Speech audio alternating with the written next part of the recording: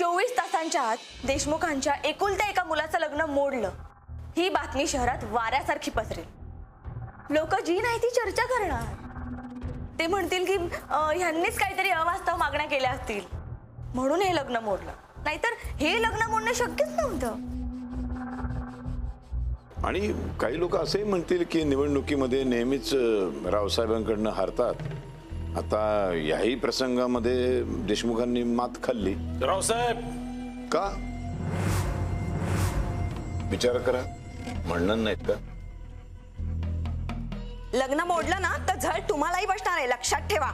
तेवढी नाही बसणार जेवढी तुम्हाला बसेल. कारण लोक काय विचार करतात, काय बोलतात याचा आम्हाला काहीच फरक पडत नाही. बरं झालं बाई, आपण वेळीच विचाराने प्रगत झालो है ना. थँक्स टू मुक्ता वहिनी.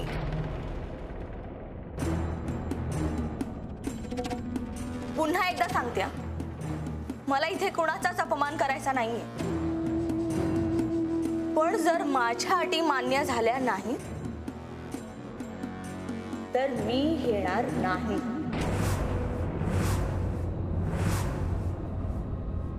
काय काय आहेत काय तुझ्या अटी? पहिली अट म्हणजे मी घरी तुम्ही सजवून आणलेल्या गाडीत येणार नाही. मी आणि वेद आम्ही दोघंही पब्लिक ट्रान्सपोर्टने येऊ.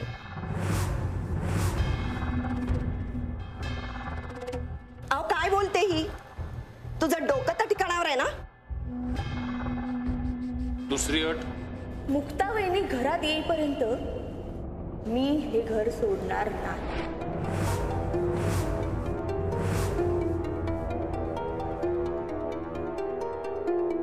मला असं वाटतंय ना, हिचं डोकं ठिकाण्यावर नाहीये. ही ते मागते जे अजिबात शक्य नाहीये. अहो घरच्या गाडीने यायचं सोडून हिला सार्वजनिक वाहनातून यायचंय. म्हणजे काय तर थोडक्यात आपल्या इज्जतीचा तमाशा करायचाय. आणि वरून त्या गरीब दळिद्री मुक्ताला परत आणायचंय. हाच मोठा प्रॉब्लेम आहे तुझा सगळ्यांचा. तुम्हाला माणसाच्या आधी ना त्याची गरिबी दिसते, पण कसं आहे ना, दारिद्र्य हे घरात नाही विचारात असतं. तुम्हीच बोलायच्या राहिला होतात. आता ही चर्चा थांबवा. आणि सगळ्यात महत्वाचं म्हणजे तुमची कुठलीही अट मान्य होणार नाहीये.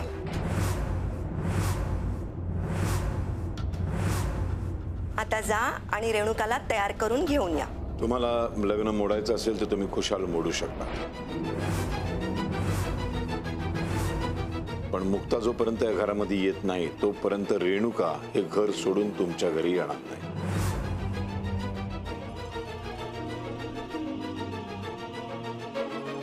रावसाहेब, एकंदरीत चित्र असं दिसतंय की तुम्हाला कोणालाच रेणुकाला सासरी पाठवण्याची इच्छा नाहीये. आणि तसं जर का असेल तर आमचं इथं उभं राहणं सुद्धा हा आमचा अपमान आहे. आम्हाला काहीतरी निर्णय घ्यावा लागेल. नाही, तुम्हाला वाटतं ना तसं अजिबात नाहीये. नाही, मान्य आहे आम्हाला की रेणुकाचं वागणं चुकलंय जरा, पण तुमचंही वागणं चुकलेलं आहेच की, म्हणून ते सगळं घडलं ना. नाही, मला एकच सांगा, तुम्ही रेणुकाला पाठवणार आहात का नाही? हो, पाठवणी करतोय आम्ही तिची. रेणुका जा बाळा, तयार हो. गायत्री जा जरा तिच्याबरोबर.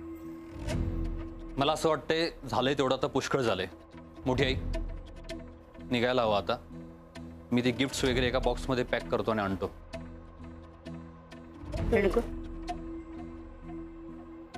चला चला, तुम्ही दोघीही माझं आवरून द्या. आणि गायत्री, पाठवणीसाठी मी साडी नेसणार नाहीये. तो क्यूट मिनी ड्रेस आहे ना, तो घालणार आहे. आणि खाली स्टिलेटोचा सेक्सी दिसेल ना मी. परफेक्ट, कमाल दिसणार आहे. ही काय बोलते? कुठला ड्रेस हा? ओ तो एवढाचाच असतो ना, शर्ट तो. आता आपण क्लब मध्ये जाणार आहे म्हटल्यावर तोच ड्रेस घातला पाहिजे ना आपण. आणि होणारी सून येणार आहे म्हटल्यावर त्या आनंदात आपण क्लब मध्ये हँगआउट केलंच पाहिजे. हँगआउट हे काय असतं? हँगआउट म्हणजे एवढी ढोसायची ना, की काही सुधारलंच नाही पाहिजे. आणि मग घरी गेल्यावर धडाम दिशी महापुलांचे की नाही ते बघाच तुम्ही.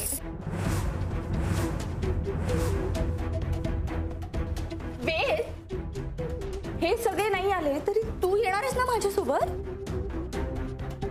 हो मी येणार.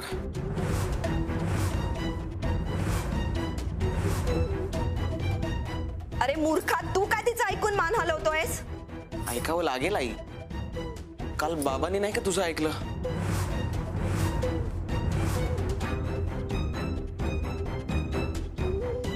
तुम्ही काय हसताय? नाही नाही, हसत नाहीये मी.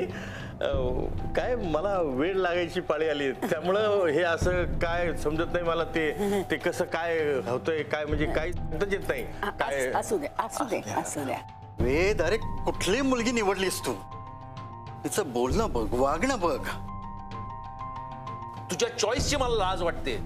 अरे कसा अडकलास हिच्या जाळ्यात? नाही नाही नाही नाही नाही, तो नाही अडकला.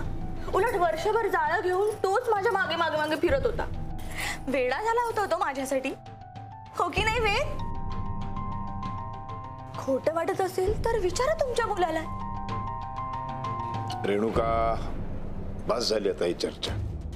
हो, ही चर्चा थांबूयात आपण, कारण माझ्या अटी महत्वाच्या आहेत. आता मी तुम्हाला 2 पर्याय देते. एक म्हणजे आधी आपण क्लब मध्ये जाऊन पार्टी करायची आणि मग घरी जायचं. आणि दुसरा पर्याय जो आधीपासूनच ओपन आहे, तो म्हणजे मी आणि वेद आम्ही दोघंही पब्लिक ट्रान्सपोर्टने ट्रॅव्हल करतो. Choice is yours. तू काय सिद्ध करण्याचा प्रयत्न करतेस? हेच की माझं घर तोडून तुम्ही कोणीच सुखात राहू शकत नाही आणि माझ्या वहिनीचा संसार मोडल्याचा शाह माझ्यासोबत तुमच्या घरातही येणार.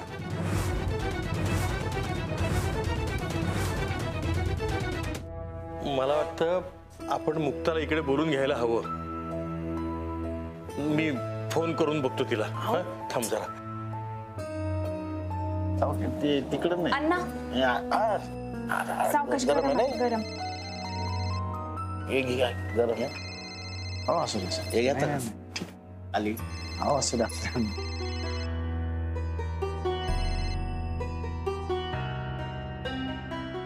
हा मुक्ता, कशी आहेस बाळा तू? मी ठीक आहे. तुम्ही बरे आहात ना काका? अजिबात नाही. जोपर्यंत तू इकडे येत नाहीस तोपर्यंत इथं काहीही बरं असणार नाही. आणि मला वाटतं ती वेळ आता जवळ येत चाललीये. तू लवकर ये इकडं. दे इकडं.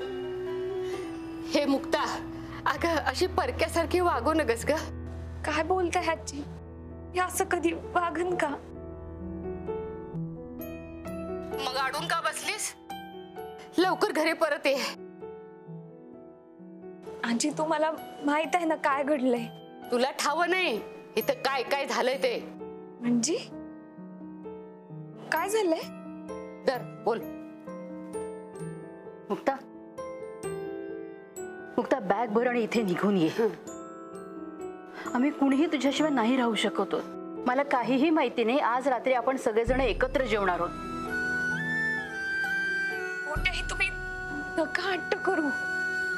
मी तुम्हाला किती वेळा सांगितलंय, रेणुका त्यांच्या घरच्यांना शब्द दिलाय आणि मी तो नाही मोडणार. आधीच लय लाजिरवाण्या गोष्टी घडल्या, आता अजून काही घडायला नको. मुलगी गरीब तर आहेच, पण खोटारडी पण आहे. हे म्हणलेलं मला अजिबात आवडणार नाही. नाही मुक्ता, तू गरीब नाही आहेस आणि खोटारडे तर अजिबातच नाही आहेस. दादा, तुम्ही? हो मी. बाळा, तुझ्या एवढी श्रीमंत मुलगी मी कधी पाहिलीच नाही ग. आणि तुझ्यावर ज्यांनी संस्कार केलेत ना, ते तुझे आई वडील त्याही पेक्षा श्रीमंत आहे. परत ये ग बाळा, ये. आम्ही सगळेजण तुझी वाट बघतो. ये. वहिनी, खरंच सॉरी. रेणुका ताई, त्या दिवशी मी तुझ्याशी खूप वाईट वागले. प्लीज मला माफ कर. हे बघ, मला ना आता माझी चूक सुधारायची आहे. बहिणी, तू घरी परत यावं अशी माझ्या सासरच्या माणसांची इच्छा आहे. काय? हा, वेदच्या वडिलांशी बोल.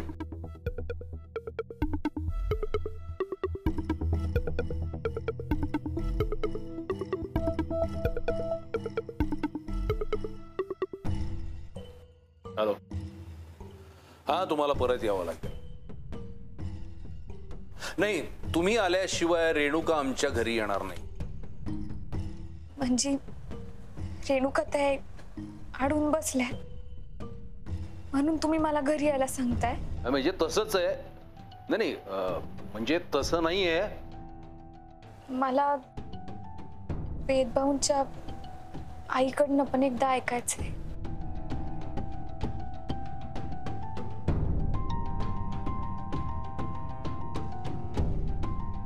हा मुक्ता, जे झालं ते झालं. आम्हालाही त्याबद्दल वाईट वाटतंय. तू ये परत घरी ये.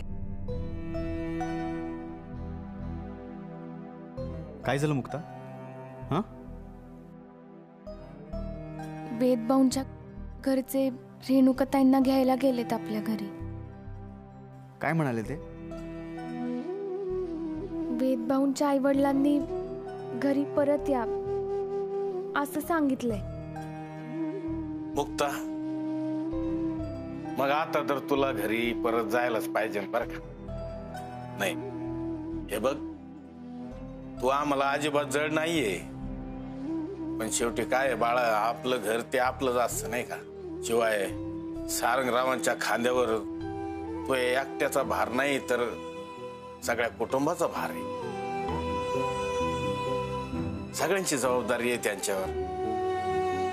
हे बघ, मला वाटतं आपण रेणुकासाठी जायला. तुला माहिती ना ते किती हट्टी आहे. अगं तुझ्यासाठी ती सगळ्यांना जेरी सांगेल. हे सगळं ती तुझ्यावरच्या प्रेमापोटी करते. हे बघ मुक्ता, मला खरंच असं वाटतं की आपण घरी परत जायला हवं. अगं त्याशिवाय रेणुकाची पाठवणी होणार नाही. रेणुकाताईंची पाठवणी नक्की होणार.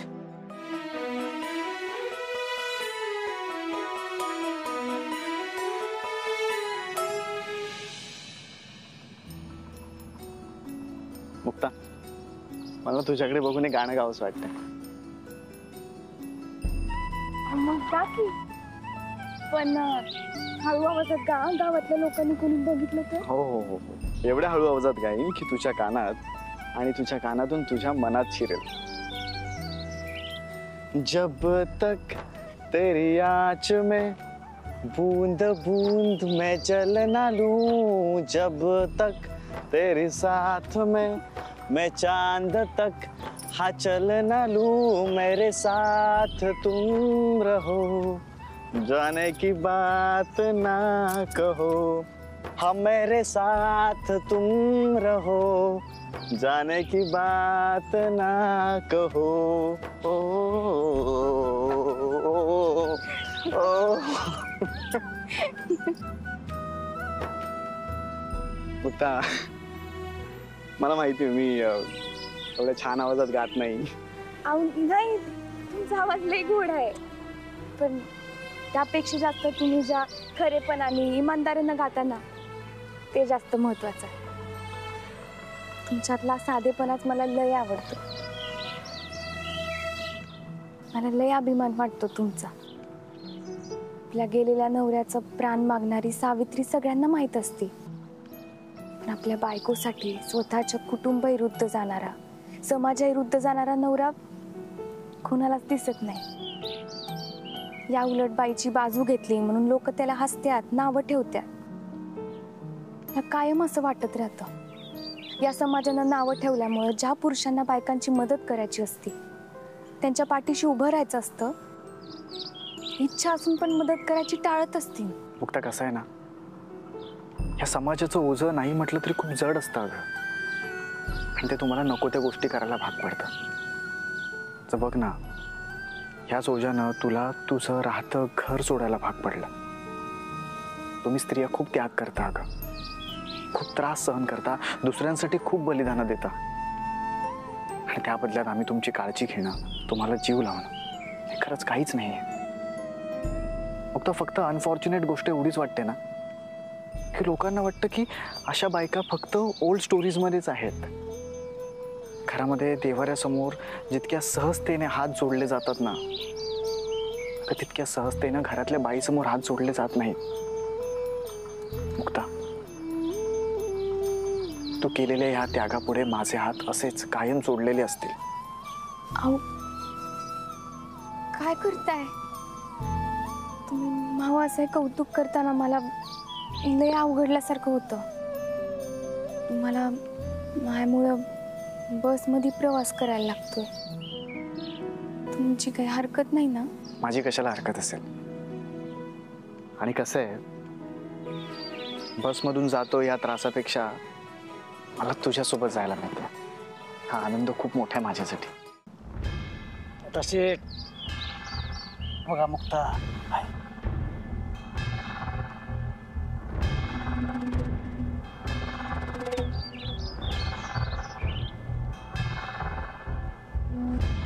भैरू हे दोघं कुठं चालले? थांब, अरे मॅडमला सांगतो. सांगा सांगा लवकर.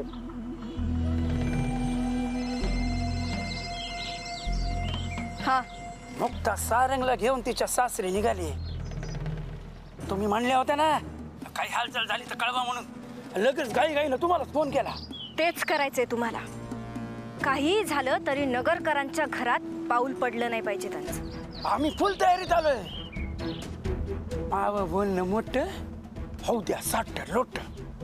तुम्ही फक्त पैसे तयार ठेवा. हा म्हणजे त्यांना झोडायला लई मजा येईल. कसं हवे तेवढे पैसे मिळतील. फक्त ते दोघं गावाबाहेर पडता कामा नये. काळजीच करायची नाही. दोघे समोरच आहे. माझ्या हाताला कुरकुरी पण येते. लगेच ऍक्शन घेतो. कसं ठेवा फोन.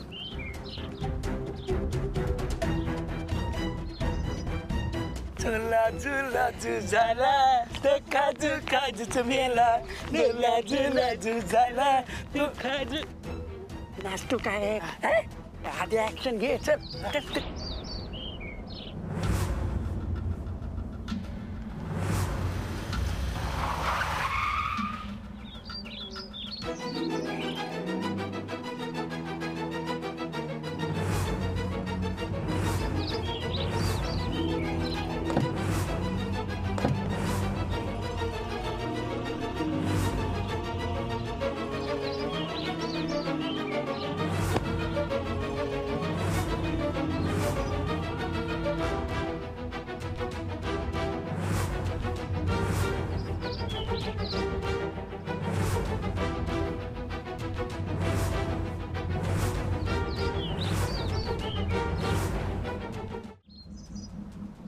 रस्ता का अडवलाय? सूर घ्यायला. तुम्ही माझी जी बेइज्जती केली ना त्याचा सूर घ्यायला. चळत लाकूड घेऊन माझ्या अंगावर धावली त्याचा सूर. भक्तीला मायावर हात उगारायला सांगितला ना त्याचा सूर. मग पोलिसात दिला त्याचा सूर. तुम्ही मला जो जो त्रास दिला ना या सगळ्याचा सूड घ्यायला आला योग कांता शेठ. कांता, आम्हाला त्रास देऊन तू वाचू शकतोस अशा भ्रमात राहू नकोस. आमचे दादा तुम्हाला कोणाला सोडणार नाही. ए येड्या, त्यांनी जिला किती वेळ तर मारायची सुपारी दिली. ए येड्या, आता रावसाहेब बदललेत. आता पूर्वीचे रावसाहेब नगरकर राहिलेले नाहीत. कांता, त्यांना जरा कुणकुण जरी लागली ना तो आम्हाला त्रास देतोय. तुझे जे काही हाल करतील ना तुम्ही कोणी विचारच करू शकत नाही. पुन्हा स्वतः जाऊन जेलमध्ये बसशील. कारण तुझ्यासाठी सगळ्यात सेफ जागा तीच असेल. घाबरलो घाबरलो. भैरू कुठे लपू? कुठे लपू? लपायला जागा दे. कुठे लपू? घाबरलो मी. घाबरलो. झालं चलो समाधान. चला आता पुढची कारवाई सुरू करू. कसं कांता, हा तुझा टाइमपास करून झाला असेल ना तर आता बाजूला हो. माझ्या बहिणीची पाठवणी आहे. सगळे वाट बघते. रस्ता सोडतो आता. पाठवणी होणार पण तुमची. आणि अशा ठिकाणी होणार जिथून तुम्ही परत येणारच नाही.